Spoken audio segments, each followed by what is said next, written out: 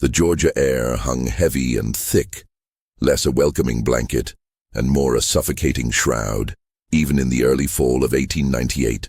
Moss, the color of faded grief, draped from the ancient live oaks surrounding the King family estate, filtering the meager sunlight into weak, watery strips. The grand house itself, known locally as the Citadel, a sardonic nickname Elias King had once relished, was now a monument to neglect, its white paint peeling like sunburnt skin. Arthur King, the eldest, tightened his jaw against the rising tide of decay and discomfort. He stood on the porch, his starched collar already wilting in the humidity, a beacon of urban pragmatism utterly out of place in this rural desolation. He had arrived from Savannah, expecting a swift, businesslike division of assets. He had found instead a palpable silence that did more than denote emptiness. It suggested something had been violently removed. Elias King, cotton magnate and self-made tyrant, had been dead for 10 days. A sudden, quiet stroke in his study, fitting for a man who believed control was life's ultimate currency. The sound of carriage wheels grinding on the gravel driveway announced the arrival of his siblings. First, Beatrice, descending with the precise, deliberate grace of a woman who had spent years guarding her inner life. Her black traveling suit was immaculate, her face a cool, unreadable mask, yet her eyes, Arthur noted, flickered towards the woods with an unnerving, quick suspicion before settling on him. "Arthur," she stated, her voice dry as parchment. No warmth, no sorrow, only acknowledgement. "Beatrice, I trust your journey from Atlanta was bearable." "Bearable," she echoed, her gaze sweeping over the dilapidated facade. "Much like most things associated with this family." A third carriage, smaller and clearly rented, pulled up with less fanfare. Caleb, the youngest, emerged. He was a man perpetually on the verge of splintering, his hands shaking slightly as he paid the driver. He looked thinner, his eyes haunted by a familiar, wide-eyed anxiety that had plagued him since childhood. The estate was a trigger for Caleb, a psychological minefield. "It looks worse," Caleb whispered, not to them, but to the suffocating air itself. He let it go. "Father." "He let everything go, Caleb," Arthur corrected, pushing open the heavy oak door. The interior was a mausoleum of dust and heavy furniture, save for his holdings, and that is why we are here, to claim what is rightfully ours, and then to leave this swamp for good. The solicitor, Mr. Hollis, a small, meticulous man whose reputation for honesty was as fragile as his wire-rimmed spectacles, was already waiting in the drawing room. He had arranged the 3 leather armchairs around a small table, atop which sat a thick, sealed parchment. The will reading was brief, stiff, and utterly devoid of filial affection. Elias's assets were vast, scattered across banks and cotton futures. The 3 children listened, their expressions ranging from Arthur's grim calculation to Caleb's detached nervousness. "And finally, Mr. Hollis announced, clearing his throat and adjusting his spectacles, "the matter of the King estate, the residence and surrounding Lowlands property, and the bulk of the liquid assets." He paused, a gesture clearly intended to maximize dramatic effect, a flourish Elias King himself would have appreciated. Mr. King stipulated a singular, non-negotiable condition for the immediate transfer of the aforementioned assets. Failure to comply by any single heir will result in the entire estate being transferred to the King Family Benevolent Trust, an organization which, I must point out, exists only on paper. Beatrice's composure cracked, a minuscule fissure. "A condition, after all this time?" "It is, madam, a testamentary condition, legally binding." Hollis slid a separate, smaller sheet of paper towards them. Arthur leaned forward, scanning the elegant, forceful handwriting of his late father. The clause was simple yet monstrously disruptive. Condition precedent to inheritance. The 3 named heirs, Arthur, Beatrice, and Caleb, must reside within the estate, without external communication or departure for a period of 30 continuous days. Furthermore, they are required to diligently and jointly search for the definitive, documented location and disposition of my late wife, Elizabeth King, who disappeared from this property in 1878. The location must be agreed upon by all three, and the details provided to the trustee upon the 30th day. Only then shall the estate and assets be released. A heavy silence descended, broken only by Caleb's sharp, involuntary gasp. "Our mother," Caleb stammered, pale. "But she simply left. That's what Father always told us." "Lies, Caleb," Beatrice said, her voice dangerously low, folding her hands tightly in her lap. "Father told us whatever suited him at the time. This is his final, cruel game." Arthur stood up, running a hand through his hair, his earlier pragmatism dissolving into frustrated rage. "This is absurd, Hollis. 20 years she ran off. Probably to New Orleans. There is no documented location to find. This is a mechanism to seize the assets, to deny us." "I am merely the executor, Mr. King. Your father was very specific. He also ensured the estate's food stores are sufficient for the duration and hired 3 non-communicative temporary staff for basic maintenance who will also remain isolated with you. They arrived this morning. Their sole duty is to prevent your escape until the month is over or the condition is met." "We can contest it," Arthur argued, his voice hollow. "It would take months, possibly years, given the detail of the document," Hollis countered, already gathering his papers. "In the meantime, the estate is frozen. You would be penniless, and I doubt you are in a position to wait, Arthur." Arthur flinched. Hollis subtly had referenced the rumors of his failed investments in Savannah. They were all in need of this money, desperately. 30 days, Beatrice concluded, her eyes narrowed, already assessing the task. "And a search for the ghost of our mother." "It's not a ghost, Beatrice," Arthur said, sinking back into his chair, the weight of the task crushing him. "It's a secret. A very large, very rotten secret of Elias King's. And now we have to dig it up." The solicitor gave a final stiff nod, his eyes betraying a hint of pity and fear. "I shall return in 30 days, gentlemen and madam. May God speed your search." As the carriage carrying Mr. Hollis rolled away, the silence in the citadel became absolute. The 3 siblings looked at the immense dusty room, the looming shadow of their father's cruelty settling over them like a toxic mist. They were trapped, not by locked doors, but by the relentless press of debt and the tantalizing lure of fortune. The estate, they suddenly realized, was not the prize. It was the cage. The first obstacle had been overcome. Deciding to stay. The next was to survive the King family's real inheritance. This is only the beginning of the darkness. Do you want to see the terrifying truth behind the King family's wealth? Hit the like button and make sure to subscribe to the channel right now and click the notification bell so you don't miss the next chapter of this banned story. The initial days within the citadel were defined by an oppressive and isolating silence. A vacuum that magnified every squeak of the aging floorboards and every rustle of the surrounding Lowlands foliage. Arthur, Beatrice, and Caleb established a fragile, almost clinical coexistence. The temporary staff, a taciturn cook, a stoic groundsman, and an elderly maid, moved like ghosts, performing their duties without a word, their presence only emphasizing the heir's isolation. Arthur, embracing his pragmatic nature, immediately established a base of operations in Elias's cavernous, dust-shrouded study.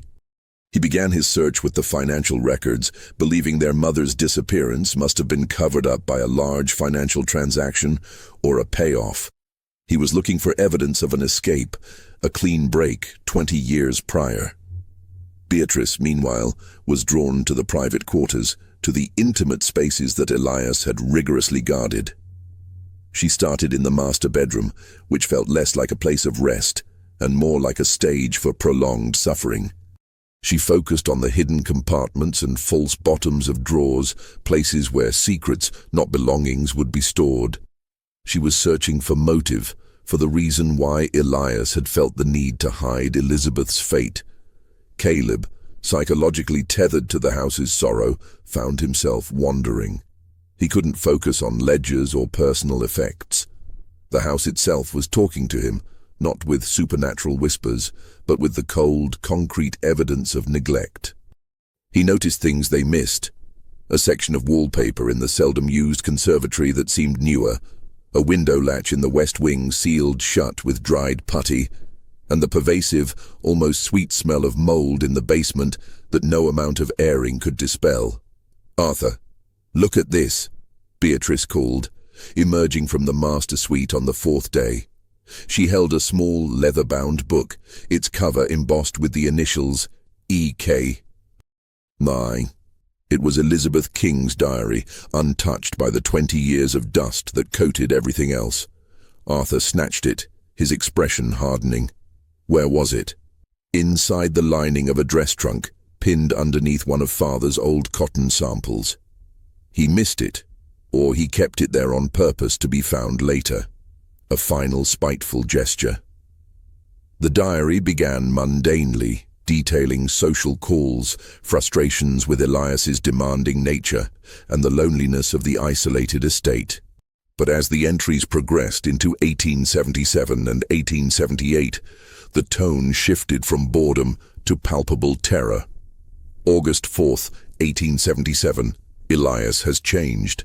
Not just his temper, which is always terrible, but his eyes.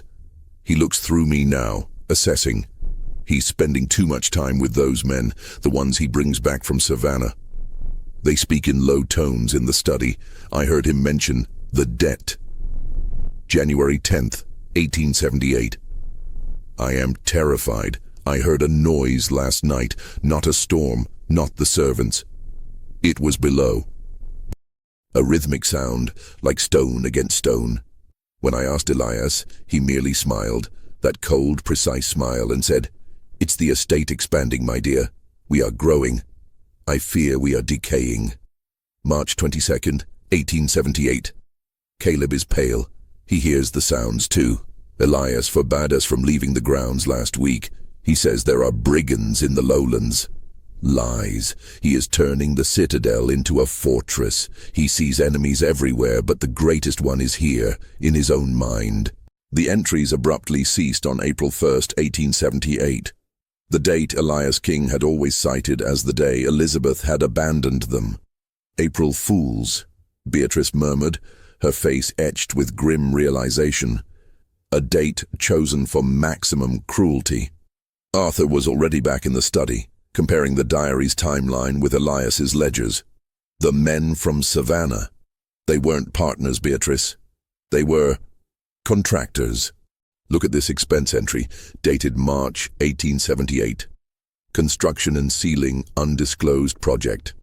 Paid entirely in cash, no receipts, no names, just 3 large sums. Ceiling. Caleb finally spoke, his voice hoarse, emerging from the hall. He had been listening outside the study door. The conservatory. The wallpaper is new, but the foundation wall behind it is cold. Colder than the rest of the house, even in the sun. And the scent of rot is strongest there. Arthur scoffed, focused on the paper. "Caleb, this is business, not one of your imaginings. Elias was a cotton broker, not a murderer." "Arthur, think," Beatrice interrupted, slamming her hand on the desk. "He didn't want us to find a letter or a ship manifest. He wanted us to find a location, a place. And Caleb is the only one who has ever genuinely paid attention to the architecture of this prison." Reluctantly, Arthur followed them. The conservatory was a glass-walled room, tropical and oppressive, built adjacent to the kitchen facing the west wing. Caleb pointed to a section of floral wallpaper, meticulously applied. "Listen," Caleb whispered, placing his ear against the wall. Arthur and Beatrice listened. Below the surface, below the thin layer of paper and plaster, they could hear the faint, hollow thud of a distant engine working the well pump outside. But something else was present too. A dull, low echo that shouldn't have been there, as if the wall was thicker, deeper than the blueprints allowed. Arthur ran his hands over the surface. It's solid. Brick behind the plaster. I can feel the mortar joints. But the pattern, Caleb insisted, his breathing shallow. The flower pattern on this strip doesn't align perfectly with the strip next to it. They hid it in plain sight. Beatrice stepped forward, no longer an observer but an investigator. She picked up a heavy bronze mantle ornament from a nearby shelf. With a quick, decisive movement, she slammed the ornament against the wall where the patterns clashed. The plaster cracked, but beneath it was not the expected aged brick. It was a smooth, cold expanse of newly poured concrete, carefully textured to mimic the original wall and painted over with the thin layer of wallpaper. My God, Arthur breathed, stepping back. He walled something off. Not something, Beatrice corrected, tapping the concrete with the edge of the bronze object. Someone. They spent the next hour using a rusted chisel and a small sledgehammer they retrieved from the groundsman's shed. The work was arduous, slow, and terrifyingly noisy in the house's profound silence. The wall finally gave way, crumbling into a gaping oblong cavity.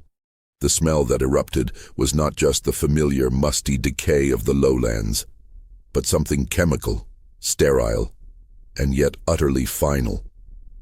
The three siblings recoiled, choking, shielding their eyes against the dust. When the air cleared slightly, Arthur held up a lantern.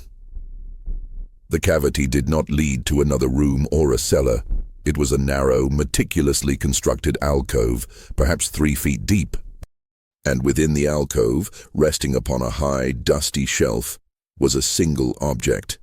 A silver locket Elizabeth King had always worn, accompanied by a small, sealed leather box. The immediate relief of finding an object rather than a body was quickly replaced by a deeper, more agonizing dread. Elias had not hidden his crime. He had built a shrine to his calculated cruelty, sealing the truth away for 20 years, just waiting for the day his children would find it. This was not the end of the search. It was the formal introduction to Elias's monstrous mind. They had found the first documented location of Elizabeth, but not her disposition. The truth was locked in that box. The leather box was not locked with a key, but sealed with thick black wax, bearing the imprint of Elias King's signet ring, a final bureaucratic flourish on a deeply personal horror. Arthur, his hands still stinging from the concrete dust, took the box back to the study. They placed it on Elias's large, polished mahogany desk, the surface reflecting their pale, anxious faces. The atmosphere was charged with a terrible anticipation. This was the moment of revelation, the turning point in their macabre inheritance. "We have to open it," Beatrice stated, her voice tight, a nervous energy vibrating beneath her customary reserve. "Yes," Arthur agreed, picking up a heavy letter opener. "But what if it's evidence of what we truly fear?" Caleb stood apart, leaning against the cold marble mantelpiece, unable to look directly at the box. "It won't be a confession. Father wouldn't give us the satisfaction of a clear answer. It will be another riddle." Arthur ignored him, carefully scoring the hardened wax.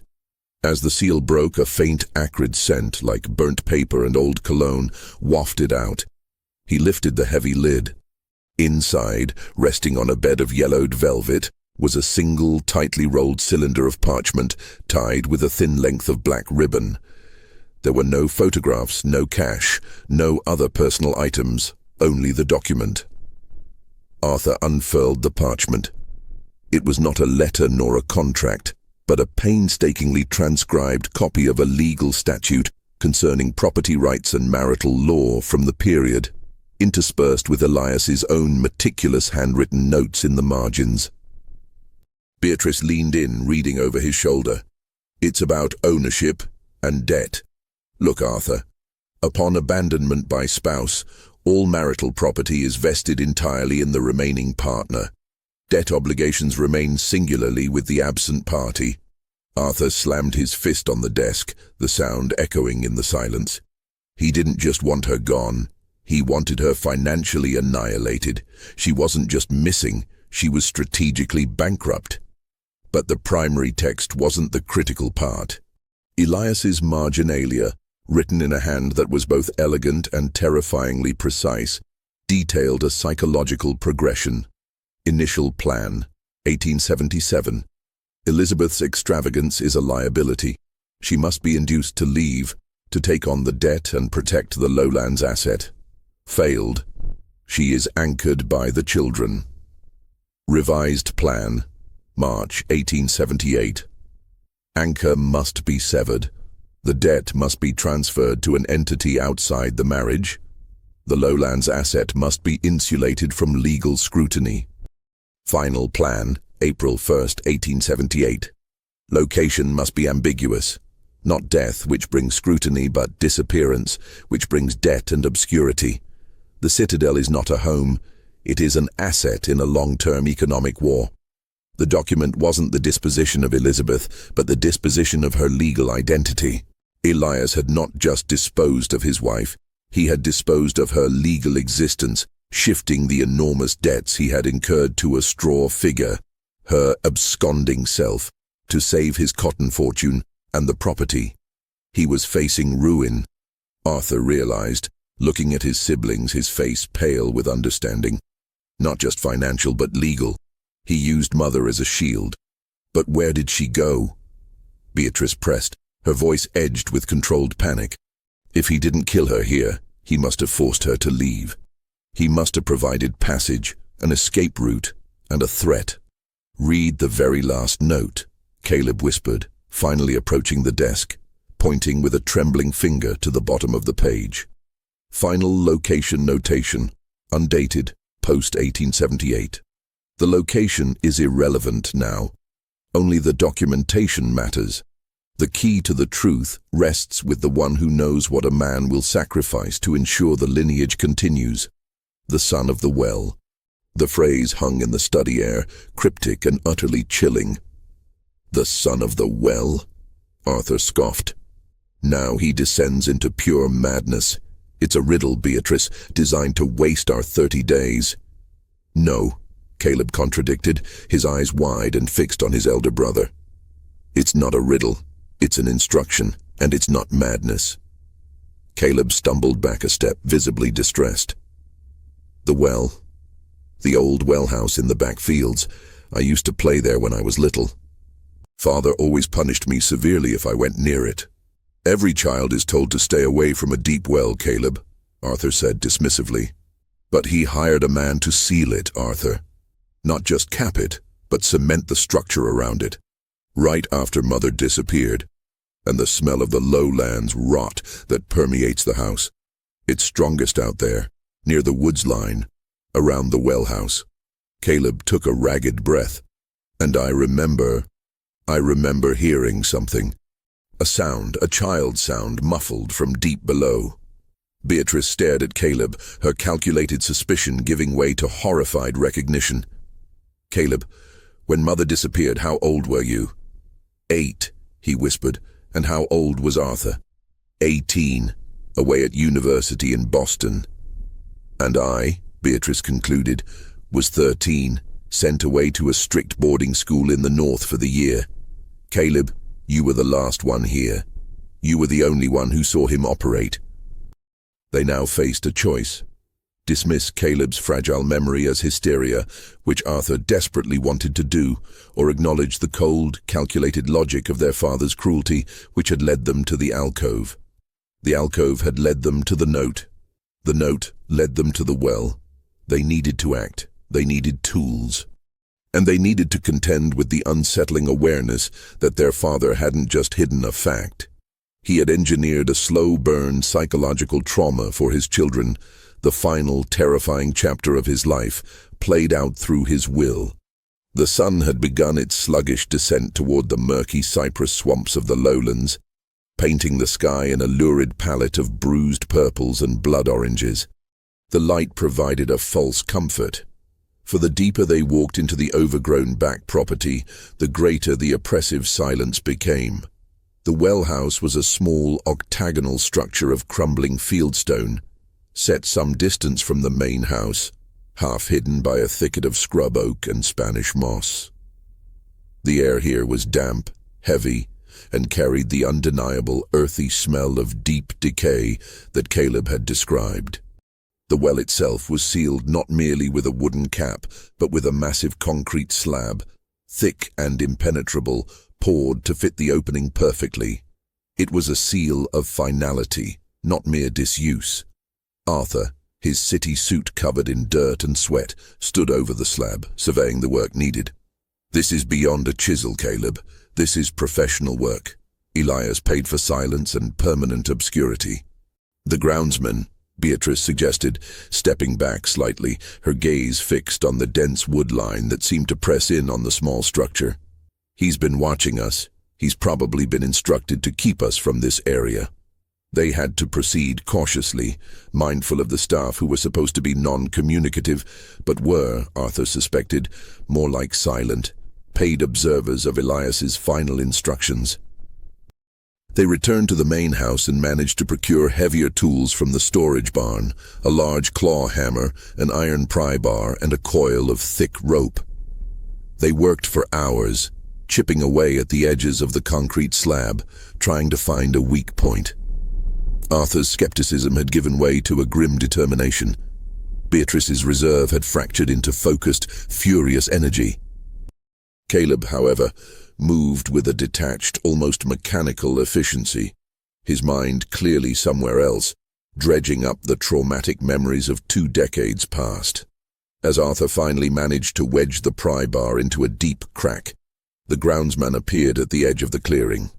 He was a powerfully built, silent man, known only as Jem. Jem did not speak. He simply stood, motionless, his shadow stretching long and distorted in the fading light, his arms crossed over his chest. His expression was utterly neutral, but his presence was a clear, unspoken obstacle. Arthur straightened up, wiping sweat from his brow. "We are inspecting the property, Jem. Part of the inheritance condition." Jem's gaze dropped briefly to the tools, then back up to Arthur's eyes. He remained silent, a living wall of passive resistance. "We need this well opened," Beatrice stated, stepping forward, her small frame not hiding the defiance in her posture. "It's a hazard. We're removing the cap." Jem took one slow step forward. When he spoke, his voice was a low, rough rumble, the first words any of the staff had uttered since their arrival. "Mr. King's instructions were clear, sir. The property is to remain as is. No structural changes." "Mr. King is dead," Arthur countered, raising the hammer in a gesture of challenge. "And this is no longer his command. It is our home." Jem did not budge. The standoff was tense, the darkness of the woods creeping closer. They were isolated, the nearest town miles away, and Jem was clearly paid to ensure the will's conditions and the structure of Elias's secret remained intact. Caleb stepped out from the shadows of the well house. His expression was no longer panicked, but unnervingly calm, the quiet confidence of someone operating on pure instinct. "Jem," Caleb said softly, walking towards the groundsman. "It wasn't just father, was it? You were here before, when she was still here. You saw him build it." Jem's impassive face flickered, a nearly imperceptible widening of the eyes, before he slammed his emotional barrier back into place. "I saw nothing, Mr. Caleb. I worked the land."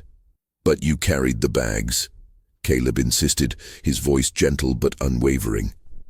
"The bags of cement, the ones you told me were for the new foundation. They weren't for the house, Jem. They were for this." Caleb gestured towards the massive slab. "You built this wall for him, didn't you?" Jem took a sharp, deep breath, his massive chest expanding. "Go back inside, Mr. Caleb. It is getting dark. I have my orders."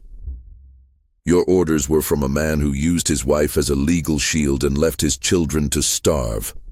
Arthur cut in, sensing the crack in Jem's resolve. "We need to know what he did, Jem. If you help us, if you confirm that something is sealed here, we can pay you better than he ever did." The lure of money, the very core of the King family's curse, was the only language Elias's employees would understand. Jem stared at the ground for a long moment, the wind rustling the dead leaves around his feet. Finally, he gave a heavy, defeated sigh. "I did what I was paid to do, sir. I mixed the mortar. He built the structure. I sealed the top. He said it was a necessary safety precaution. He paid me handsomely with the provision that I never speak of it, especially to the children." Jem looked at them, his eyes old and tired. "He paid for my silence and my labor." Jem paused, then pointed not at the concrete cap, but to the structure's base. He put a drain there, a small sealed channel into the woods, just below the stone line. He said, "For runoff." But there's no runoff in a sealed well, is there? With that small, horrifying confirmation, Jem turned his back and walked away, disappearing into the shadows of the estate grounds, his conscience evidently satisfied by a small, whispered admission. The three siblings returned to the well, armed not just with tools, but with the chilling certainty of their father's deliberate malice. The seal was not a barrier to the well's contents, but a massive structural lock. They ignored the heavy concrete cap and focused on the base where the sealed drain was located. Using the pry bar, they managed to dislodge the old rusted metal grate. What they found inside was not water or mud, but a narrow, dark shaft leading straight down, alongside the main well shaft, carefully engineered to look like a simple drainage chute. It was an access point, a hidden, vertical corridor, masked by the well house structure itself. Arthur immediately recoiled, breathing shallowly. "It's too tight. It's only wide enough for one person, perhaps." "But it leads down," Beatrice confirmed, holding the lantern over the opening. The smell was stronger here, a metallic, chemical odor mixed with earth. "And there's a ladder. Rusted, but there." Caleb, who had stood back watching the whole proceeding with a strange, detached focus, took the coil of rope. "I'll go," Caleb said, his voice flat. "I was the one who was here. I'll go down to the son of the well." The entrance to the shaft was a tight squeeze. Arthur vehemently protested Caleb's decision, arguing that he, being physically stronger, should descend. But Caleb was unyielding. There was an unnerving calm in his manner, as though he were fulfilling an old, terrible obligation. "I have to," Caleb insisted, strapping the rope around his waist. "If it's a trap, I want to be the one to spring it." Arthur and Beatrice held the rope tightly, securing the end around a protruding length of the old well hoist. The rusty ladder rungs provided a precarious path down. The beam of the lantern, secured to Caleb's belt, swung wildly as he descended, illuminating a claustrophobic tunnel of cold stone and earth. The shaft was deep, much deeper than the simple water table should have dictated. After descending for what felt like an eternity, Caleb's voice echoed up, muffled and strained. "I'm at the bottom. It opens into a chamber, small, built out of dry stacked fieldstone. What do you see, Caleb? Are you safe?" Beatrice's voice was high with tension. "It's dry and cold, and there are walls. Arthur, he built a bunker, not a grave, a room." Caleb disconnected the rope and took his lantern, walking across the small earthen floor of the chamber. The walls were lined with rough-hewn shelves. Upon these shelves were not treasures, but stacks of ledgers, boxes of documents, and tightly bound packets of correspondence. "It's a storage room," Caleb radioed back up. "A financial archive. The whole history of the King fortune is here." He picked up the first ledger. The handwriting was Elias's, meticulous and chilling. "The Cotton Crisis Hedge, 1870-1875. Documentation for the illegal manipulation of futures contracts, securing the Lowlands estate from any subsequent legal seizure. Sealed from government review." Caleb moved to the next box. "The labor contracts, 1880-1890. Files detailing the coercive acquisition of local cotton labor, including threats, debt manipulation, and unlawful seizure of land titles. Evidence of fraud and exploitation." "Arthur, Beatrice, this isn't Mother's grave, it's Father's real will. This bunker is the documentation of his crimes. He hid his entire illegal fortune here. It's an insurance policy against his children reporting him, knowing that if this information gets out, our family name and the king fortune is worthless, and we all go to prison. This was the true inheritance, a mountain of incriminating evidence, proving that the king fortune was built on a foundation of illegality, manipulation, and moral depravity. Elias King, the master strategist, hadn't just saved his money. He had ensured his descendants would be perpetually shackled by his choices. "Find the mother's file, Caleb. There must be a separate section," Arthur ordered, his voice echoing with the sudden crushing weight of their inherited criminality. Caleb's light shone on a high shelf. There, tucked away and distinct from the economic crimes, was a small, unmarked wooden box. He pulled it down, the wood dry and fragile. Inside, there were no diaries, no letters. Only a single dated bank deposit slip from New Orleans, April 5, 1878, for a significant sum, made payable to a shell company in Elizabeth King's name. Below the slip was a one-page notarized document. Caleb unfolded the document, reading aloud, his voice trembling. "This is an affidavit, signed by Elias, witnessed by the solicitor before Hollis. It's a formal renunciation of Elizabeth King's legal status in Georgia. He claims she was a co-conspirator in a minor cotton fraud, forcing her to flee the state to avoid prosecution. In exchange for her silence and permanent absence, he established a trust fund in her name in Louisiana, a payment for perpetual exile. The truth was laid bare. Elias hadn't killed her, but he had murdered her life, her identity, and her right to her children, forcing her into a new, solitary existence, using the threat of legal action and financial ruin. "She's alive," Beatrice whispered, a mix of relief and fresh horror in her tone. "He banished her. He paid her off, convinced her to disappear to save her own skin and his fortune." "But why this bunker, Arthur?" Caleb asked, holding the lantern up, his eyes now sweeping the small room. "Why go to such lengths to hide it, and then leave us a clue to find it?" As Caleb spoke, his light fell on the floor in the corner of the small chamber.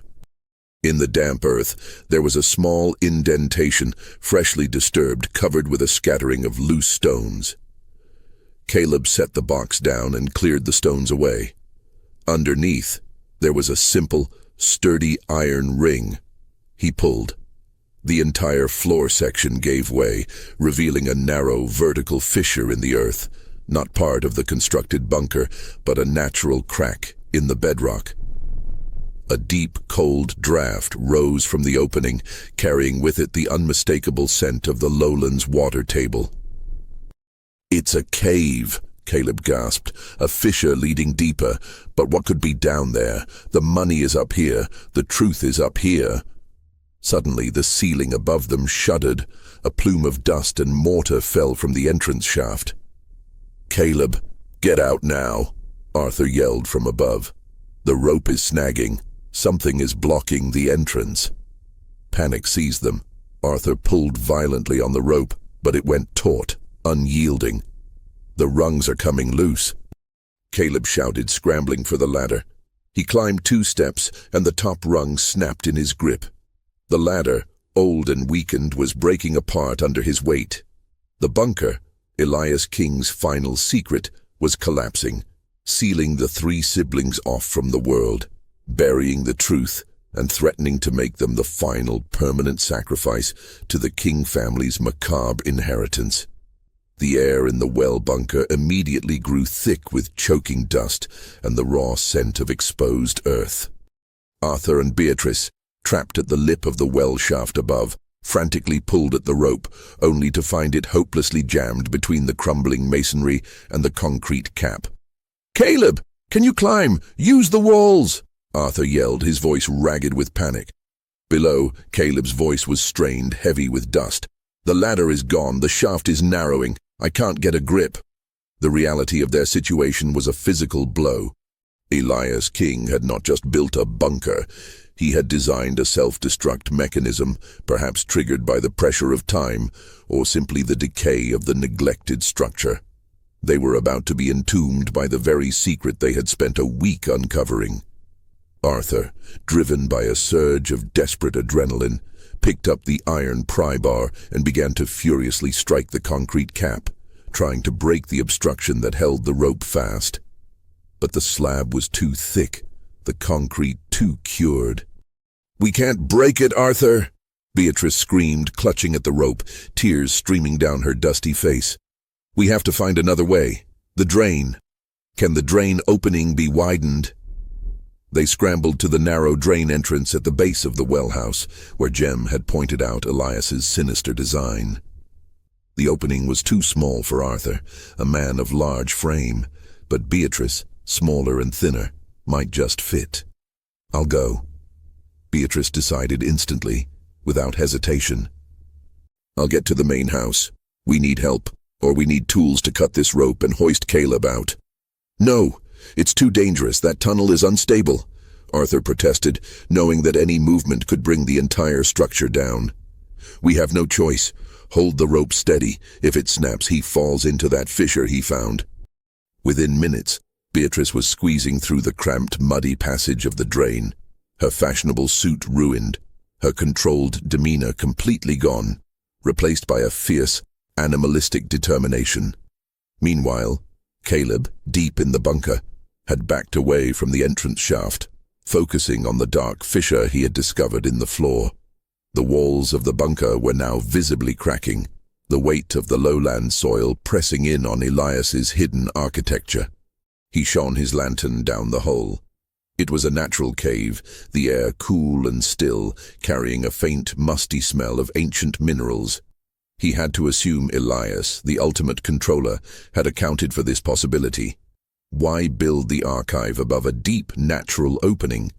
Caleb lowered the loose rope down the hole, then gripped the side of the fissure and slid down, escaping the collapsing bunker just as the ceiling above gave way with a sickening thud, burying the financial ledgers and the proof of Elizabeth's exile under tons of earth.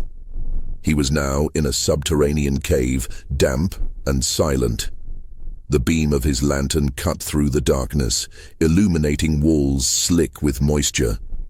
The fissure had opened into a series of larger, interconnected chambers.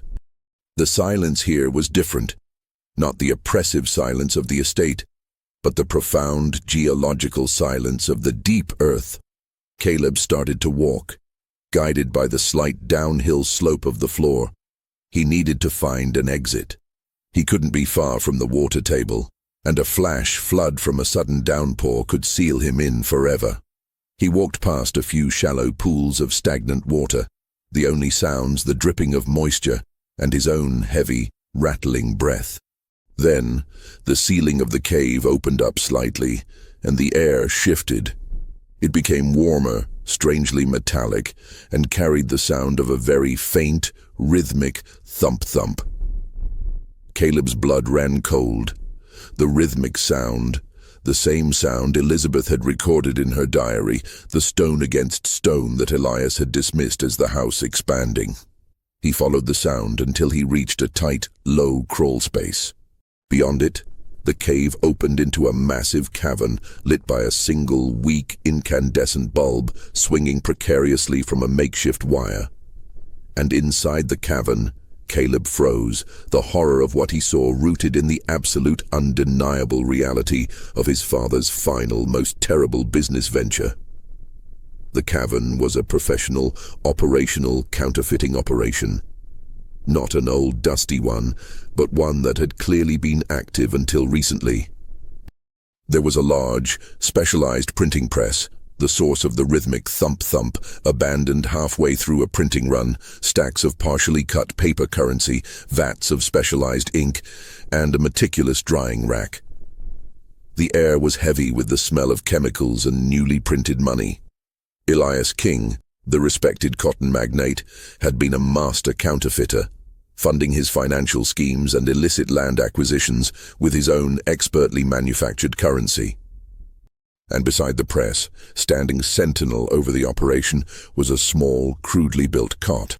On the cot sat a boy, a young man, perhaps 19 or 20 years old, pale, thin, with Elias King's unmistakable sharp eyes.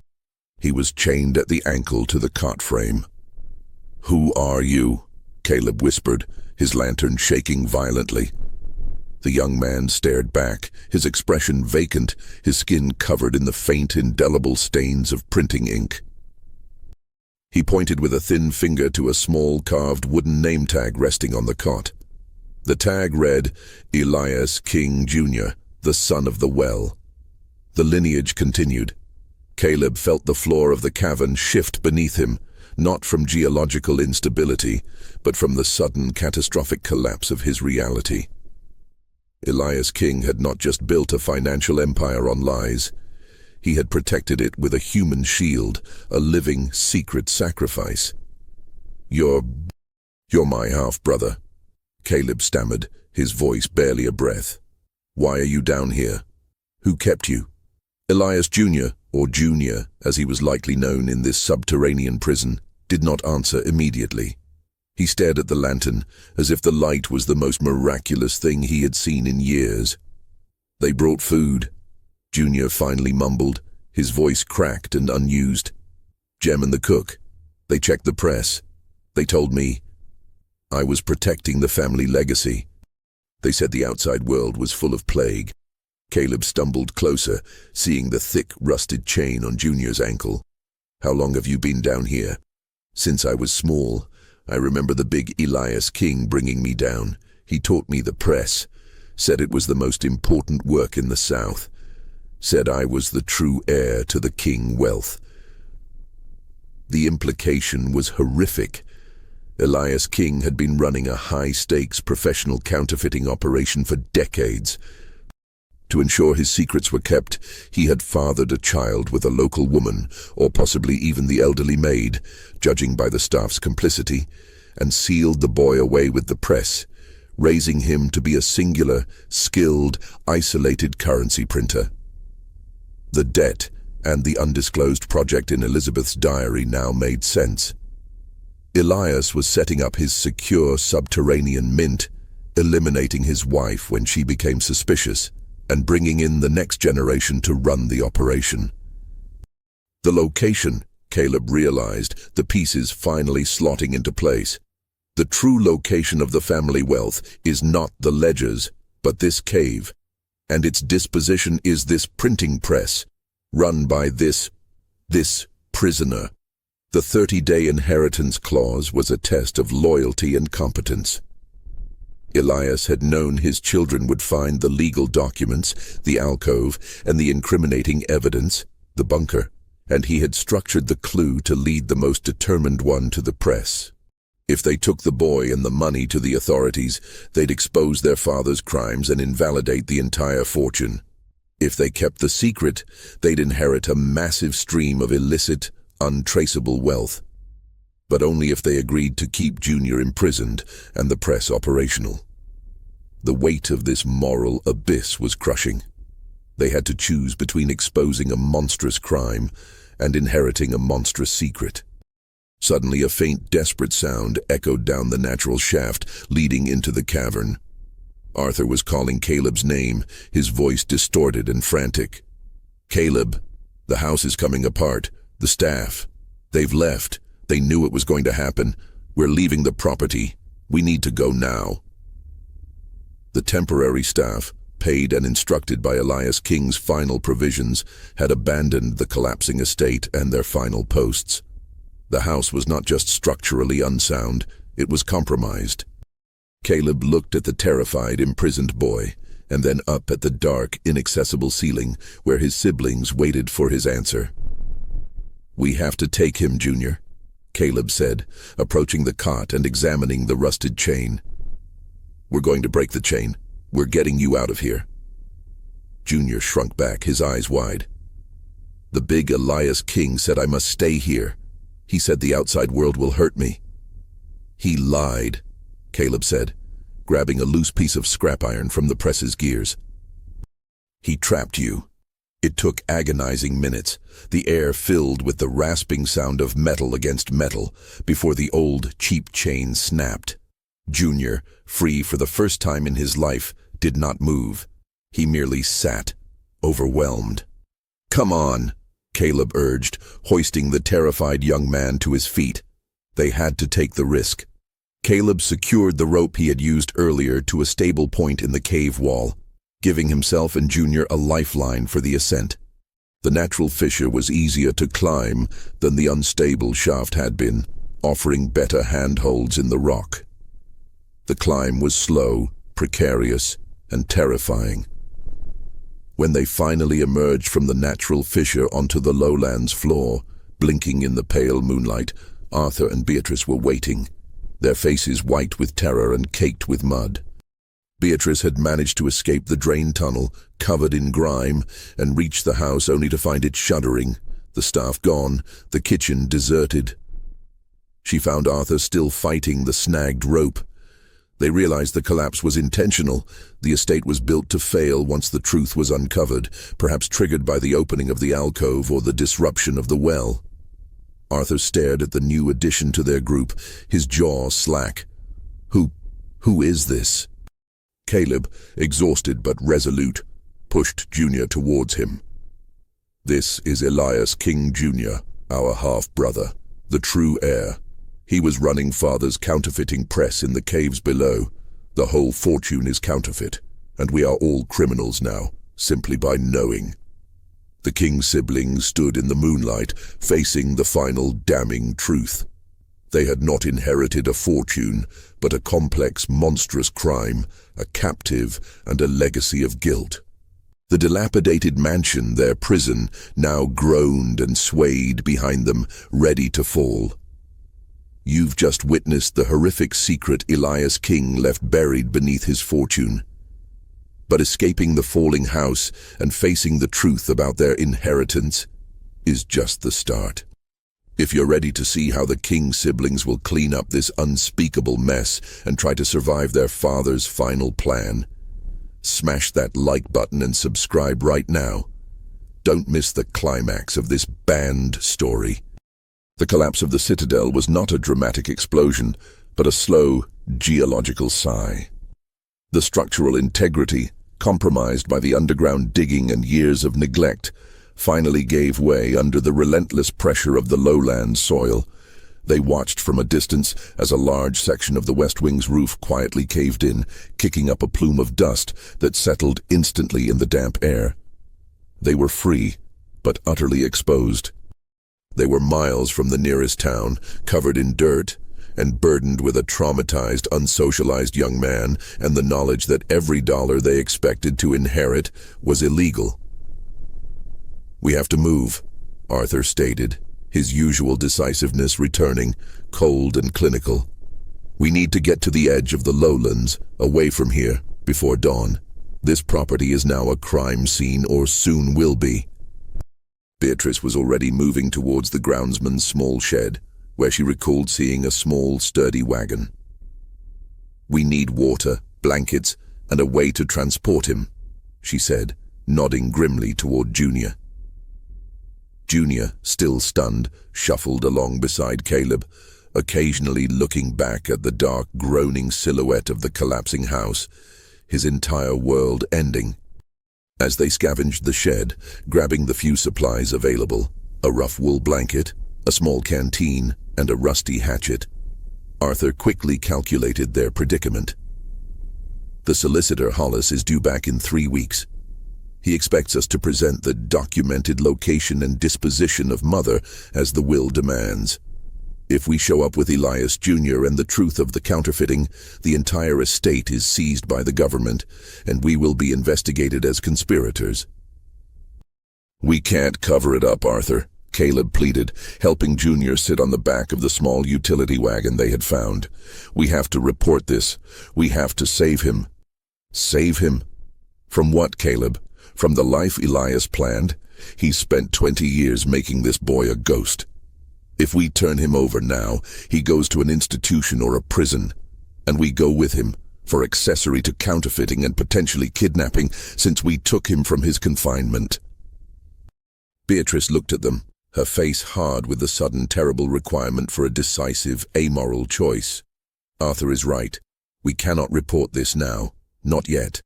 We have a month to live by the will, and we need the king money to secure Junior's future and our own freedom." "So what's the compromise?" Caleb asked, despairing. "The compromise is the will," Arthur declared, pulling the wagon out onto the overgrown drive. "Elias wanted the location and disposition of Elizabeth. We found the location, the New Orleans bank. The disposition is her exile, paid for by the counterfeit funds. We give Hollis that information. We secure the inheritance legally. Then, we use the legal funds to disappear, to secure Junior's anonymity, and maybe, just maybe, to buy Mother's freedom from her exile." It was a cold, pragmatic plan, requiring them to temporarily accept the moral rot of their father's legacy. They had to become, for a short time, exactly what Elias King wanted them to be: ruthless, self-preserving, and silent. They walked through the remainder of the night, following the winding, barely used tracks that led out of the isolated Lowlands property.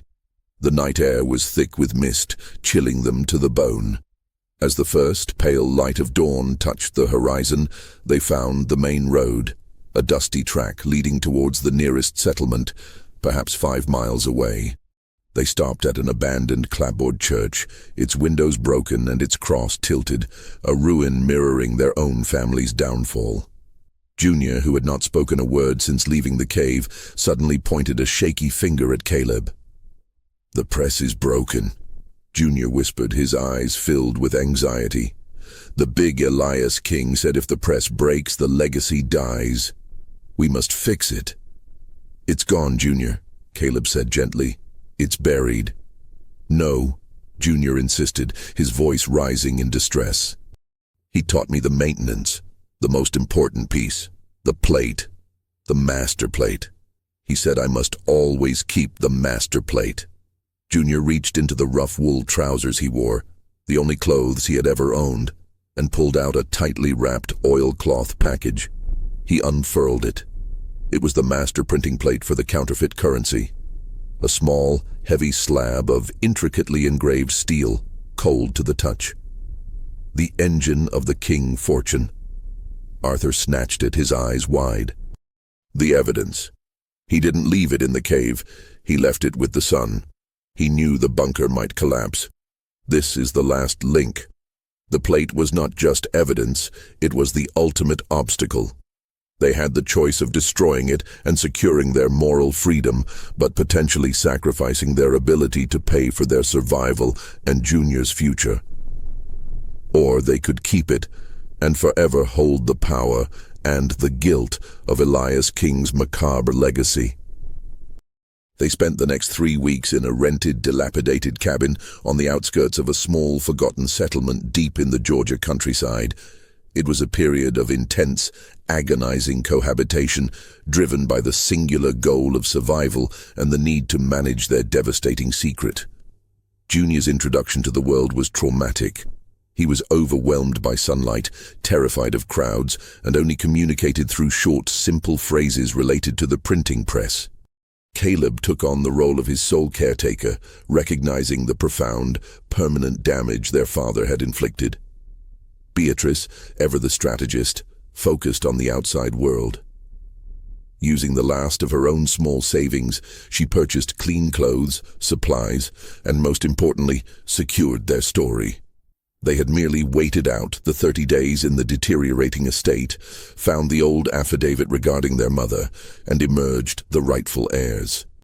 They had to appear composed, grieving, and entirely unsuspecting. Arthur, meanwhile, wrestled with the master plate. He buried it every night in a different, obscure location behind the cabin, then dug it up every morning, spending hours staring at the intricate engraving. The temptation was immense. The plate represented a massive, instantly liquid source of wealth. Enough to disappear forever, to buy a new identity for Junior, and to secure Elizabeth's permanent, comfortable freedom. "The deadline is tomorrow," Arthur announced on the 29th day, the exhaustion etched around his eyes.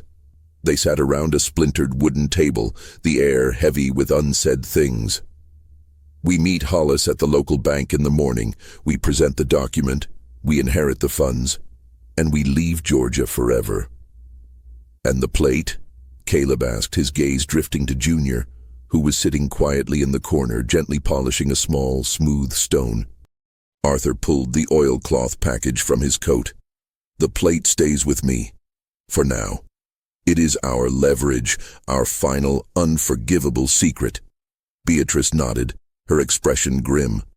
We need to act decisively. We give Hollis the New Orleans affidavit. It satisfies the letter of the will. The location is New Orleans. The disposition is perpetual exile. It is the truth, without revealing the crime. Hollis will release the legal funds. And what about Mother? Caleb pressed. We have the money now. We can find her. Bring her back. No, Caleb, Arthur said firmly. She chose exile and silence over the King family a long time ago. She accepted the payment. She is free of Elias. We will send her an untraceable, massive transfer, enough for her to live the rest of her life in safety and comfort. But we cannot bring her back into this mess. We must preserve her freedom, and ours. It was a moment of profound, painful closure. They were forced to accept their mother's difficult, self-preserving choice, recognizing that the best love they could give her was continued anonymity and financial stability. The true focus now was Junior. The boy needs a new life, Beatrice stated, a new identity. A small school in the north, far from here, where the money will secure his entry and his silence. He has to become anonymous. If he ever speaks of the cave or the press, we are all ruined. It was an uncomfortable, clinical plan, but the only viable path to survival. They had been forced by Elias King's final act into a role of calculated, quiet criminality. The next morning, they drove the rickety wagon to the small bank in town, leaving Junior secured inside the rented cabin under the guise of an illness. Mr. Hollis was waiting, immaculate in his dark suit, his spectacles glinting in the morning sun. The exchange was swift. Arthur presented the notarized affidavit, which Hollis inspected with agonizing care. The disposition is sufficient, gentlemen and madam, Hollis confirmed, folding the paper precisely. The legal requirement of the will has been met. Your mother is accounted for, exiled and paid, cruel but legal. Hollis then presented the documents authorizing the immediate and complete transfer of the King family liquid assets, a staggering sum, into their joint control. They had done it. They had survived the 30 days and beaten Elias King's final trap. They now had the fortune. As Hollis turned to leave, Arthur stopped him, a question he couldn't hold back. Hollis, the staff, Jem, the cook, the maid, did they work for my father before he died? Hollis gave Arthur a thin, knowing smile. No, Mr. King. They were temporary provisions, paid directly by the late Mr. King's solicitor in Savannah. They were only employed for the duration of the 30-day clause. They were released from service exactly 24 hours after you found the alcove. Your father, you see, left provisions for all eventualities. The chill returned. Elias King had planned the structural collapse, the staff's abandonment, and the ensuing chaos. He had engineered their desperation, forcing them to turn to the true inheritance, the press and the boy, to survive, sealing their complicity. They were now immensely wealthy, but irrevocably trapped by the weight of their father's silent legacy and the dark choices they had been forced to make. The King's siblings left the Georgia lowlands 2 days later, not as grieving heirs, but as quiet fugitives.